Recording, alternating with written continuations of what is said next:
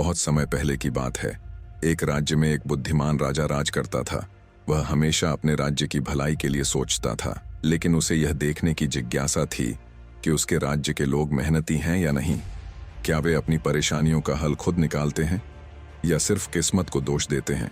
एक दिन राजा ने अपने महल के मुख्य रास्ते पर एक बड़ा पत्थर रखवा दिया। फिर वह पास की झाड़ियों में छिपकर देखने लगा कि लोग इसे हटाने की कोशिश करते हैं या नहीं।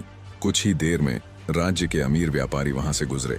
उन्होंने पत्थर को देखा और नाराज होकर बोले, राजा को इस रास्ते का ध्यान रखना चाहिए, ऐसे में व्यापार कैसे होगा।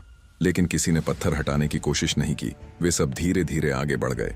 इसके बाद कुछ सैनिक आए। उन्होंने पत्थर देखा और आपस में बातें करने लगे। यह राजा का काम है, हमें क्यों मेहनत करनी चाहिए। वे भी बिना कुछ किए आगे बढ़ गए। फिर वहां से एक गरीब किसान गुजरा।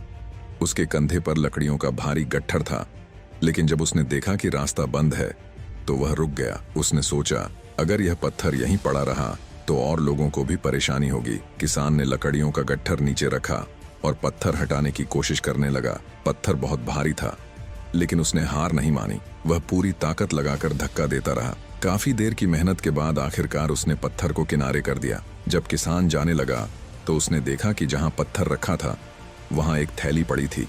उसने उत्सुकता से उसे उठाया और खोलकर देखा। थैली में सोने के सिक्के भरे हुए थे और साथ में एक पत्र भी था। पत्र में लिखा था, यह इनाम उस व्यक्ति के लिए है जो मुश्किलें देखकर हार नहीं मानता और दूसरों की भलाई के लिए मेहनत करता है। राजा, किसान की आंखों में खुशी के आंसू आ गए। उसने सोचा, मैंने सिर्फ एक अच्छे इंसान की तरह सोचा था, लेकिन बदले में मुझे इतना बड़ा इनाम मिल गया। इस कहानी से हमें यह सीख मिलती है कि कभी भी मुश्किलों से घबराकर हार नहीं माननी चाहिए। जो मेहनत करता है उसे सफलता जरूर मिलती है। इसलिए हमेशा कोशिश करते रहो, क्योंकि कोशिश करने वालों की हार नहीं होती।